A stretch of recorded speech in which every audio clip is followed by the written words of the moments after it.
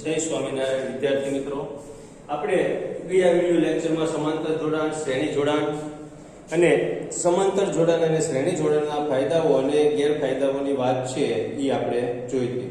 આજે આપણે આ પાઠનો છેલ્લો ટોપિક છે વિદ્યુત પ્રવાહની તાપીય અસર એ જોવાનું છે. તો વિદ્યુત પ્રવાહની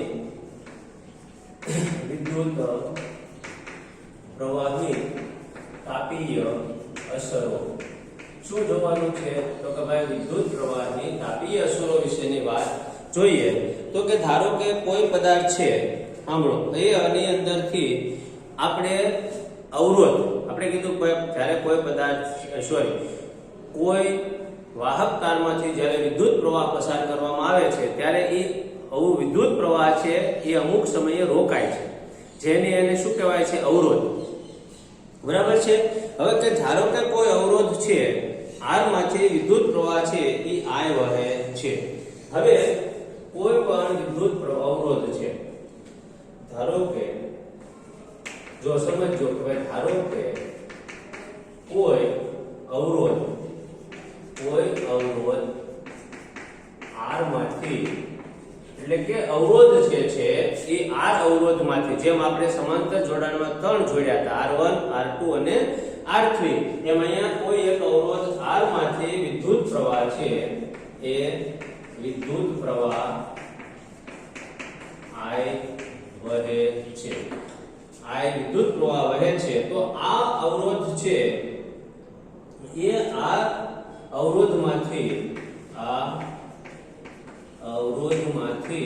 વિદ્યુત પ્રવાહને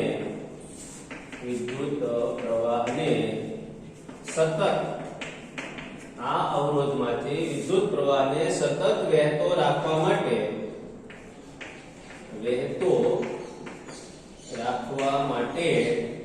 અવરોધમાંથી સતત વહેતો રાખવા માટે બેટરીએ તેમાંથી નીકળતા દરેક વિદ્યુત ભાર Q ને રાખવા માટે બેટરીએ તેમાંથી નીકળતા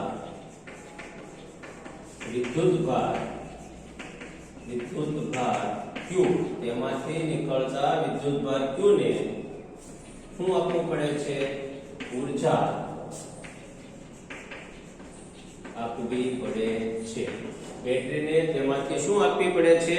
ઊર્જા આપવી પડે છે.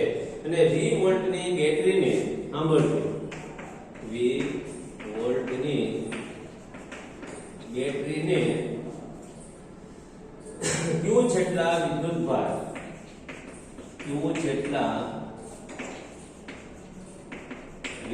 ભાર V વોલ્ટની બેટરીને Q જેટલા વિદ્યુત ભારને ગતિમાં રાખવા માટે કરવું પડતું કાર્ય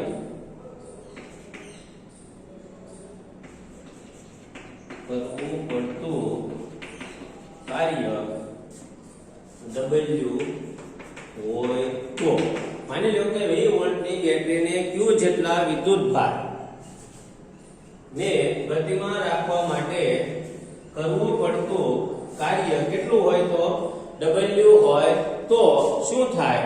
તો કે તો એનો પાવર જે છે, તો એનો પાવર માપવો પડે. પાવર એનો એકમ શું છે? પાવર માપવો પડે છે. આ પાવર જે છે આપવું હોય તો એનો પાવર કેટલો થાય? તો કે ઈ પાવર છે કે જો ધારો કે આર વિદ્યુત પ્રવાહ પસાર થાય તો તેના બે છેડા વચ્ચેનો વિદ્યુત સ્થિતિમાનનો તફાવત V છે. t સમયમાં Q વિદ્યુત ભાર પસાર થાય તો V સ્થિતિમાન આગળ કાર્ય કરવું પડે VQ.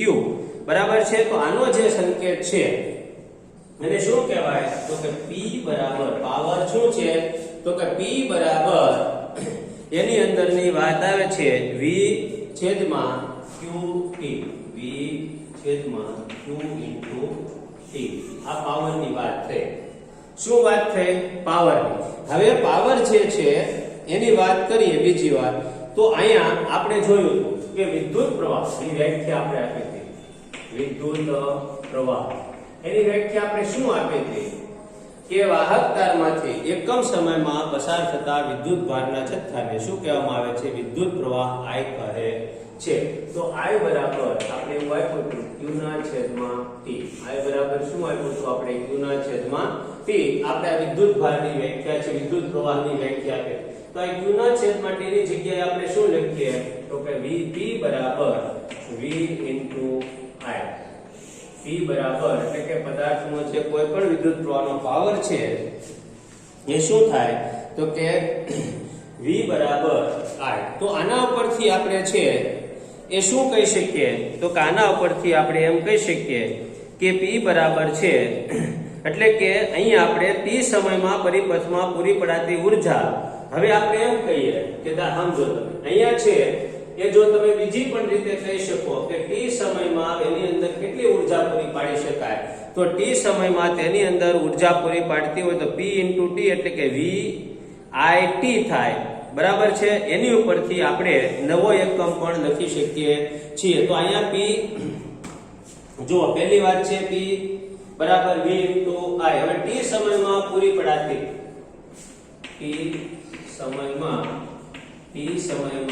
પડાતી પૂરી પડાતી કુલ ઊર્જા t સમયમાં પૂરી પડાતી કુલ ઊર્જા બરાબર શું થાય છે તો t સમયમાં પૂરી પડાતી કુલ ઊર્જા એટલે કે p * t બરાબર v * i * t બરાબર છે આના ઉપરથી આપણે એમ કહી શકીએ કે બંને બાજુ છે એ t વડે ગુણીએ તો આ ઊર્જા અવરોધમાં ઉષ્મા સ્વરૂપે વિકિરણ પામે છે આ ઊર્જા એ અવરોધમાં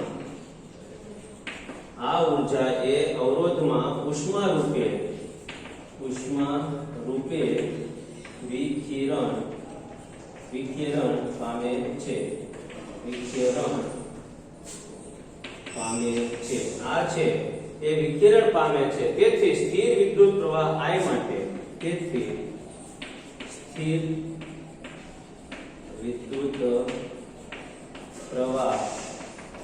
I માટે સ્થિર વિદ્યુત પ્રવાહ I માટે t સમયમાં ઉત્પન્ન થતી ઊર્જા I માટે t સમયમાં ઉત્પન્ન થતી ઊર્જા બરાબર H બરાબર v i t H બરાબર આ જે છે p * t એને શું કીધું H કીધું હવે ઓહમના નિયમ પ્રમાણે ઓહમના નિયમ પ્રમાણે શું થાય તો r બરાબર v ના છેદમાં i અને v બરાબર i આ કિંમત છે એ આપણે અહીંયા મૂકીએ તો h બરાબર i r * i t તો બરાબર i નો સ્ક્વેર તો h બરાબર i સ્ક્વેર r t આ જે સૂત્ર છે એને જૂલના તાપીય નિયમ કહે છે અહીંયા તમને એવો પ્રશ્ન પૂછાય કે વિદ્યુત પ્રવાહની તાપીય અસર માટે જૂલનો નિયમ અથવા તો જૂલનો પ્રયોગ સમજાવો તો આ જૂલનો તાપીય નિયમ થયો શું થયો તાપીય નિયમ કે શું કહે છે કે જો વિદ્યુત કોઈ પણ અવરોધ R માંથી વિદ્યુત પ્રવાહ I વહે છે આ અવરોધમાંથી વિદ્યુત પ્રવાહને સતત વહેવાનું રાખવા માટે તેમાંથી q જેટલી ઊર્જા છે એ આપણે આપવી પડે છે અને આ ઊર્જા માટે આપણે શું કરવું પડે છે કાર્ય કરવું પડે છે અને કાર્ય છે એને પાવર કહીએ p કહીએ તો p બરાબર v * q ના છેદમાં t હવે વિદ્યુત પ્રવાહની આપણે વ્યાખ્યા જાણીએ કે I બરાબર q ના છેદમાં t આપણે શરૂઆતમાં લખેલી છે તો અહીંયા q ના છેદમાં t બરાબર આપણે I લખીએ તો t સમયમાં પૂરી પડતા તો બંને બાજુ t વડે ગુણીએ તો આ થયું હવે આ ઊર્જા એ અવરોધમાંથી ઉષ્મા રૂપે વિકિરણ પામે છે તેથી સ્થિર વિદ્યુત પ્રવાહ I માટે t સમયમાં ઉત્પન્ન થતી ઊર્જા છે એને આપણે h કહીએ બરાબર તો p * t બરાબર શું કીધું h તો અહીંયા v i t એમ ન રાખ્યું બરાબર હવે ઓહમનો નિયમ એમ કહે છે કે R બરાબર v ના છેદમાં I તો v બરાબર IR થયું આ અને આ બાજુ લીધો એટલે તો અહીંયા આપણે આ કિંમત મૂકી v બરાબર IR ગુણ્યા I * t તો R બરાબર I * I સ્ક્વેર R અને t તો આ રીતે છે ઈ આપણે વિદ્યુત પ્રવાહ છે એની તાપીય અસરનું સૂત્ર આ નિયમને શું કહેવામાં આવે છે આ નિયમને જૂલનો તાપીય નિયમ કહે છે અને આની ઉપરથી એની આપણે લાક્ષણિકતા લખીએ કે ભાઈ જૂલના તાપીય અસરની લાક્ષણિકતાઓ છે જો એ લખું તમને અહીંયા કહો કે આ નિયમને શું કહેવામાં આવે છે? તો કે આ નિયમને ઝૂલનો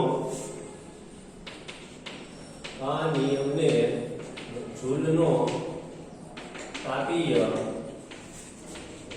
નિયમ કહે છે. બરાબર છે. ત્યાર પછી બીજી વાત છે, આપેલ અવરોધમાંથી પસાર થતા આના નિયમની લાક્ષણિકતાઓ, તો કે અથવા તો આ નિયમ પરથી કહી શકાય કે પહેલી વાત છે, આપેલા અવરોધમાંથી પસાર થતા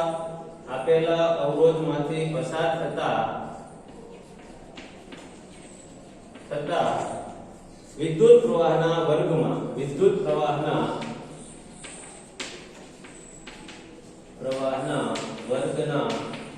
સમપ્રમાણમાં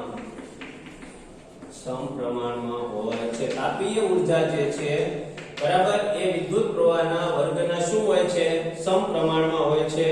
પછી બીજું, અવરોધ છે, અવરોધમાંથી પસાર થતા સમયના સમપ્રમાણમાં હોય છે. અવરોધમાંથી પસાર થતા વિદ્યુત પ્રવાહના સમયના શું હોય છે? સમપ્રમાણમાં હોય છે. એટલે કે જેટલા સમયમાં વિદ્યુત પ્રવાહ પસાર થાય, જેટલા સમય માટે, એટલી એની અંદર તાપીય અસર વધારે જોવા મળે, અને જેટલા ઓછું હોય એટલી એની અંદર તાપીય અસર કેવી જોવા મળે છે? ઓછી જોવા મળે છે. અને વિદ્યુત પ્રવાહ છે જે વધારે પ્રમાણમાં વહે તો એના વર્ગના સમપ્રમાણમાં, એટલે કે એના વર્ગ જેટલી છે એ તાપીય અસર શું થાય છે? વધી જાય છે. હવે આ પાઠનો છેલ્લો ટોપિક છે, ઈ આપણે જોઈએ તો વિદ્યુત પાવર, જે ઘરમાં આપણે વાપરીએ છીએ એકમ, ઈ એકમની પણ અહીંયા ચર્ચા થશે. એટલે કે તમે ઘરમાં લાઇટ બિલ આવે તો તમે બધા જાણો છો કે તમારા છાપાઓની અંદર પણ આવે યુનિટ શબ્દ આવે છે. લાઇટ બિલ માટે કયો શબ્દ વાપરે છે? યુનિટ. તો આ યુનિટ એટલે કેટલી ઊર્જા, એના વિશેની વાત છે, એ પણ આપણે શું કરવાનું છે કે ભાઈ યુનિટ એટલે કેટલી ઊર્જા. તો હવે આપણે જોઈએ કે વિદ્યુત પાવર એટલે શું? વિદ્યુત પાવર એટલે શું? એની વાત આપણે જોઈએ તો કાર્ય કરવાના દરને વિદ્યુત પાવર કહે છે. સૌથી પહેલી વાત છે, એની વ્યાખ્યા છે કે ભાઈ કાર્ય કરવાના દરને વિદ્યુત પાવર કહે છે. કાર્ય કરવાના દરને શું કહે છે? વિદ્યુત પાવર કહે છે. તો P બરાબર V into I. આ પાવર છે એનો સંકેત છે P બરાબર V into I. હવે ઓહમના નિયમ પ્રમાણે, ઓહમના નિયમ મુજબ R બરાબર V ના છેદમાં I. R બરાબર V ના છેદમાં I. તો એમાં V ને સૂત્રનો કરતા બનાવો તો V બરાબર RI. બરાબર છે. તો હવે અહીંયા તમે જુઓ તો P બરાબર IR into I. તો P બરાબર I square into R. P બરાબર I square into I. બરાબર છે. આ એક સૂત્ર થયું પાવરનું. આ એક પાવરનું શું થયું? સૂત્ર થયું. અને બીજું સૂત્ર છે તમે લખો તો જુઓ, તમે અહીંયા એમ પણ લખી શકો કે I બરાબર આ ઓહમના નિયમ ઉપર આમ પણ લખી શકો કે V ના છેદમાં I. V ના છેદમાં I. આ સૂત્ર પણ તમે લખી શકો. તો I બરાબર છે એ અહીંયા કિંમત મૂકો તો P બરાબર V ગુણ્યા V ના છેદમાં R. તો P બરાબર V સ્ક્વેર ના છેદમાં R. આ સૂત્ર પણ તમે લખી શકો.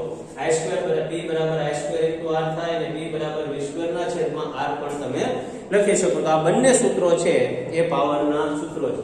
હવે પાવર છે, પાવરનો એકમ.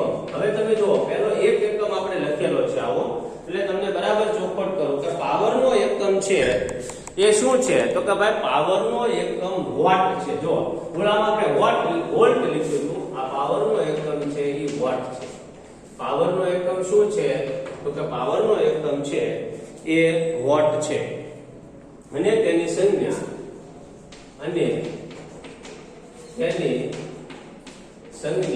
એ W છે. તેની સંજ્ઞા શું છે? W છે. હવે 1 વોલ્ટના વિદ્યુત સ્થિતિમાનના તફાવત હેઠળ હવે એની વ્યાખ્યા છે વોટની કે 1 વોલ્ટના વિદ્યુત સ્થિતિમાનના 1 વોલ્ટના વિદ્યુત સ્થિતિમાનના તફાવત હેઠળ ઉપકરણમાં 1 એમ્પિયર વિદ્યુત પ્રવાહ 1 એમ્પિયર વિદ્યુત પ્રવાહ 1 એમ્પિયર વિદ્યુત પ્રવાહ વહેતો હોય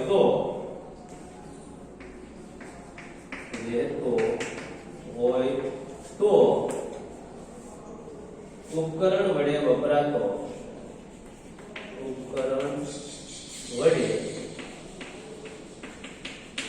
વપરાતો પાવર 1 વોટ છે એમ કહેવાય. ઉપકરણ વડે વપરાતો પાવર 1 વોટ છે એમ કહેવાય. તો 1 વોટ બરાબર 1 વોલ્ટ ગુણ્યા 1 એમ્પિયર. તમે જુઓ P બરાબર શું છે? V into I. V એટલે વોલ્ટ અને I એટલે એમ્પિયર. તો 1 વોટ એટલે કે 1 વોલ્ટ ગુણ્યા એમ્પિયર. આ વોલ્ટની વ્યાખ્યા છે, વોટની વ્યાખ્યા છે કે 1 વોલ્ટના વિદ્યુત સ્થિતિમાનના તફાવત હેઠળ ઉપકરણમાં 1 એમ્પિયર વિદ્યુત પ્રવાહ વહેતો હોય તો એનો પાવર છે કેટલો છે એમ કહેવાય? 1 વોટ છે એમ કહે છે. હવે આ વોટ જે છે એ વિદ્યુત પ્રવાહનો એકમ છે, એકદમ નાનો છે. વોટ જે વિદ્યુત પ્રવાહનો એકમ છે એ નાનો છે અને એના માટે વિદ્યુત પ્રવાહ છે એ મોટા એકમ જાણવા માટે એને કિલોવોટ પ્રતિ અવર એકમ માપવામાં આવે છે. આ વોટ છે વિદ્યુત પ્રવાહનો એકમ. એ આપણે જોઈએ તો વિદ્યુત પ્રવાહનો એકમ વિદ્યુત ઉર્જા માટે વપરાતો વોટ એ વિદ્યુત ઉર્જા માટે વપરાતો નાનો એકમ છે. બરાબર છે. આથી વ્યવહારમાં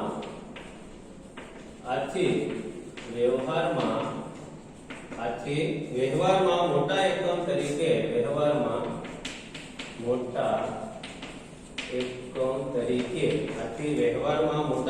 તરીકે કિલોવોટ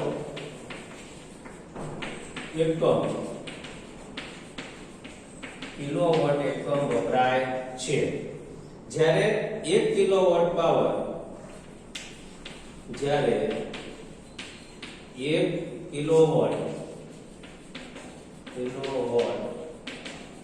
પાવર 1 કલાક માટે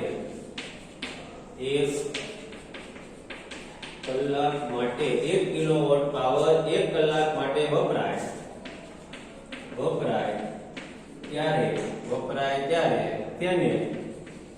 ત્યારે તેને કિલોવોટ અવર એટલે કલાક અને કિલોવોટ પ્રતિ અવર કહે છે. અને આ એકમને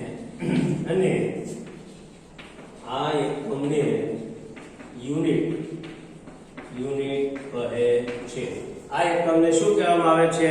1 યુનિટ કહે છે. બરાબર છે. હવે 1 કિલોવોટ પ્રતિ અવર 1 કિલોવોટ અવર બરાબર 1 કિલોવોટ અવર બરાબર 1000 વોટ ગુણ્યા 3600. 1 કલાક એટલે 3600 સેકન્ડ. 3600 3600 સેકન્ડ બરાબર 36 ની ઉપર 5 મીંડા એટલા વોટ ઇન્ટુ શું થયું સેકન્ડ બરાબર છે તો બરાબર 36 ગુણ્યા 10 ની મધ્ય 5 વોટ ઇન્ટુ સેકન્ડ તો કિલોવોટ અવર 1 કિલોવોટ બરાબર અવર બરાબર કેટલું થયું તો 36 ગુણ્યા 10 ની ઉપર 5 ઘાત છે એ સેકન્ડ અથવા તો તમે એને આમ લખો તો 3.6 ગુણ્યા 10 ની ઉપર 6 ઘાત વોટ ઇન્ટુ સેકન્ડ બરાબર 1 યુનિટ છે એ વીજળી વાપરી એમ આપણે કહેવાય બરાબર છે તો આ છે એ યુનિટની વ્યાખ્યા થઈ કે 1 યુનિટ આપણે જે કહીએ છીએ 1 કલાકની અંદર 1 કિલોવોટ ઉર્જા વપરાય તો એને 1 યુનિટ વીજળી વાપરી છે એમ કહેવાય તો અહીંયા આ પાર્ટ છે ચોથો પાર્ટ એ આપણે શું કરીએ છીએ પૂરો એટલે કે વિદ્યુત છે એ પાર્ટ અહીંયા થાય છે પૂરો બરાબર છે હવે આના પછીનો જે પાર્ટ છે એ આપણે જે જોવાનો છે ધાતુઓ અને અધાતુઓ કયો પાર્ટ છે ધાતુઓ અને અધાતુઓ પાર્ટ નંબર 3 પાર્ટ બીજો આપણે જોયું છે પહેલો બીજો બે પાર્ટ જોયા છે હવે આપણે ત્રીજો પાર્ટ છે એ ચાલુ કરીએ છીએ કયો પાર્ટ છે ત્રીજો પાર્ટ નંબર 3 છે એ પાર્ટ છે એનું નામ છે ધાતુઓ અને અધાતુઓ બરાબર છે તો સૌથી પહેલા આપણે પ્રકરણ નંબર 3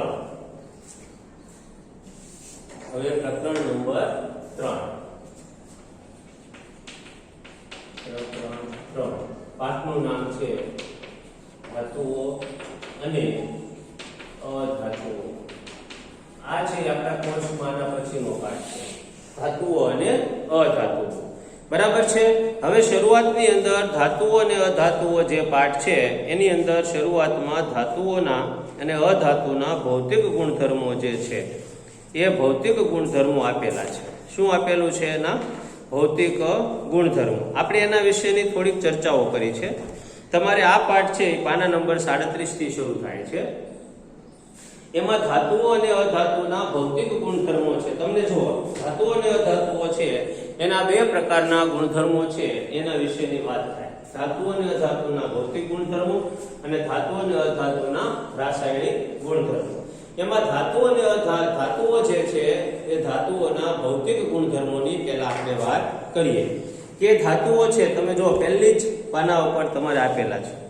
આમાં ધાતુઓ શબ્દ છે આપણે આની પહેલાના પાઠમાં પણ આવી ગયો છે અધાતુ શબ્દ પણ આની પહેલાના પાઠમાં આવી ગયો છે બરાબર એટલે અહીંયા આપણે બહુ ધાતુઓ કોને કેવી અધાતુઓ કોને કેવી એની ચર્ચાઓમાં નહીં ઉતરતા આપણે સીધા ધાતુઓ છે એના ભૌતિક ગુણધર્મની વાતો કરીએ તો જો ધાતુઓ છે એ ઘન સ્વરૂપ તો પહેલો જ પ્રશ્ન આપણો છે કે ભાઈ ધાતુઓના ભૌતિક ગુણધર્મો જણાવો ધાતુઓના ભૌતિક ગુણધર્મો છે એ જણાવો તો એની અંદર આવે છે ધાતુઓના ભૌતિક ગુણધર્મોમાં પહેલું છે કે ધાતુઓ ઘન સ્વરૂપે હોય છે એમાં પહેલું છે અપવાદ છે એ પારો ધાતુઓ છે ઘન સ્વરૂપે છે પારો એક એવી ધાતુ છે કે જે પ્રવાહી સ્વરૂપે છે બરાબર પછી ધાતુઓની સપાટી ચળકાટ ધરાવે છે ધાતુઓની સપાટી છે એ ચળકાટ ધરાવે છે ત્યાર પછી ત્રીજી વાત છે ધાતુઓ સખ્તાઈનો ગુણધર્મ ધરાવે છે ધાતુઓ સખ્તાઈનો ગુણધર્મ ધરાવે છે ધાતુઓ છે એ સખ્તાઈનો ગુણધર્મ ધરાવે છે પરંતુ દરેક ધાતુઓની સખ્તાઈ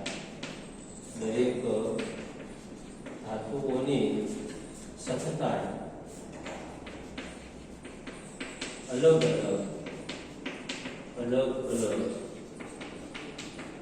હોય છે ધાતુઓ છે સખ્તાઈનો ગુણધર્મ ધરાવે છે પરંતુ દરેક ધાતુઓની સખ્તાઈ છે કેવી છે અલગ અલગ છે બરાબર છે દાખલા તરીકે સોડિયમ છે સોડિયમ એકદમ ઓછી ધાતુ છે ઓછી ધાતુ છે. તમે એને છરી વડે કાપી શકો છો સોડિયમને. એટલી છે એ કેવી છે? ઓછી છે.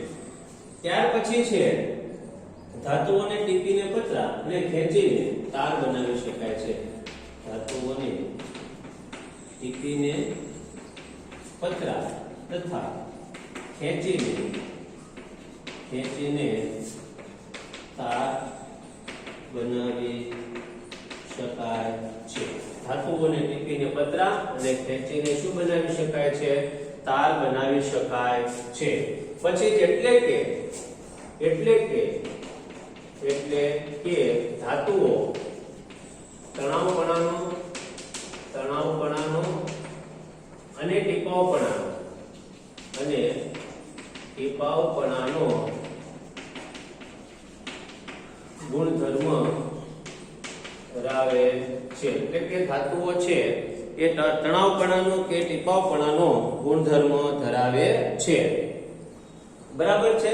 એટલે જુઓ તમે કે ધાતુઓને ટીપીને પતરા અને ખેંચીને તાર બનાવી શકાય. જે પતરા બનાવી શકાય એને કહેવાય ટીપાવપણાનો ગુણધર્મ અને ખેંચીને તાર બનાવી શકાય એને કહેવાય તણાવપણાનો, તાણીને. બરાબર છે. ત્યાર પછી ધાતુઓ છે એના ઉત્કલન બિંદુ, પાંચમો ગુણધર્મ છે કે ભાઈ ધાતુઓના ઉત્કલન બિંદુ ઊંચા હોય છે. ધાતુઓના ઉત્કલન બિંદુ ઊંચા હોય છે. ત્યાર પછી છે છઠ્ઠો ગુણધર્મ, ધાતુઓ વિદ્યુતની સુવાહક છે. પછી સાતમો ગુણધર્મ, ધાતુઓ ઉષ્માની પણ સુવાહક છે. એટલે કે તેમાંથી ઉષ્મા પસાર થઈ શકે છે. તમે આગળના ધોરણમાં એવો પ્રયોગ જોયો હોય કે તમે એક લોખંડના સળિયા ઉપર ટાંકણીઓ ચોંટાડી હોય મીણથી, પછી તમે જેમ ગરમ કરો એટલે ટાંકણીઓ પડતી જાય છે. અને આમ પણ તમે રસોઈ બનાવતી વખતે ભૂલમાં પણ જો શાકની તપેલીમાં ચમચો રહી ગયો હોય પછી ચમચો અડવા જઈએ તો આપણને શું થાય આપણને ખબર છે, કારણ કે એ ગરમ લાગે. તો એ ઉષ્માનું શું કરે છે? ધાતુઓ ઉષ્માનું વહન કરે છે. એટલે કે ઉષ્માની ખૂબ સુવાહક ધાતુની અંદરથી એમાં તે કોપર અને એલ્યુમિનિયમ અને સોનું, આ ત્રણ એટલી બધી છે. ચાંદી, સોનું, ચાંદી, કોપર અને એલ્યુમિનિયમ એ વિદ્યુતની ખૂબ જ સુવાહક છે. એટલે તમે જુઓ સૌથી વધારે છે એ કોપર, આપણે આ બધા તાર છે કોપરના છે, મોટા તાર બધા એલ્યુમિનિયમના છે. આની કરતા પણ જો ચાંદીના તાર રાખવામાં આવે તો વધારે વિદ્યુતનું વહન થાય. પણ ચાંદી મોંઘી પડે છે. બાર ચાંદીના તાર રાખ્યા હોય તો સાંજે બિચારા લગાડીને ગયા હોય તો સવારે ને કાંઈ હોય નહીં, એવું બને. એટલા માટે ચાંદીના તાર રાખવામાં આવતા નથી. નહીંતર એનાથી પણ વધારે વિદ્યુતનું છે એ વહન કરે છે. એટલે આપણે ઘરમાં કોપરના તાર રાખીએ છીએ અને મોટા તાર છે એ આપણે એલ્યુમિનિયમના રાખીએ છીએ. વિદ્યુતને શું છે? સુવાહક છે માટે. હવે આવે છે અધાતુઓના ભૌતિક ગુણધર્મ. એ આની જેવા જ છે બધા. આનાથી બધા છે એ તમે જુઓ તો ઉલટા પડશે. આમ તો અમુક ગુણધર્મો કેવા પડશે? ઉલટા. એટલે તમને તફાવત પણ પૂછાય કે ધાતુ અને અધાતુના ભૌતિક ગુણધર્મ. હવે અહીંયા આપણે કીધું ધાતુઓ છે એ વિદ્યુત ઘન સ્વરૂપમાં છે. હવે આપણે જોઈએ અધાતુઓના ભૌતિક ગુણધર્મો જણાવો. અધાતુઓના ભૌતિક ગુણધર્મો. તો અધાતુઓ ઘન, પ્રવાહી કે વાયુ સ્વરૂપે જોવા મળે છે. અધાતુઓ છે ઘન, પ્રવાહી કે વાયુ સ્વરૂપે આપણે હોય છે. બરાબર છે. પછી અધાતુઓ છે ચળકાટ ધરાવતી નથી. બીજું છે અધાતુઓ ચળકાટ ધરાવતી નથી. એમાં અપવાદ જે છે, અપવાદ આયોડિન. ત્યાર પછી અધાતુઓ સખ્તાઈનો ગુણધર્મ ધરાવતી નથી. અધાતુઓ સખ્તાઈનો ગુણધર્મ ધરાવતી નથી. બરાબર છે. અપવાદ છે અપવાદ કાર્બનની એક જે છે હીરો એ સૌથી સખત પદાર્થ છે.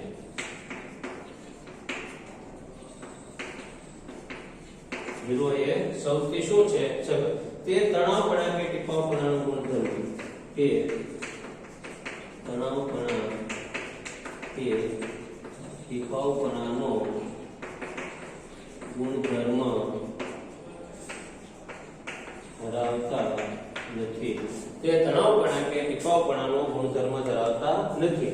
પછી તેના ગલનબિંદુ અને ઉત્કલન બિંદુઓ છે એ નીચા હોય છે. તેના ગલનબિંદુ અને તેના ગલનબિંદુ અને ઉત્કલન બિંદુ નીચા હોય છે. તેના ગલન બિંદુ અને ઉત્કલન બિંદુ નીચા હોય છે. તે વિદ્યુતના અવાહક છે. તે વિદ્યુતના અવાહક છે. બરાબર છે.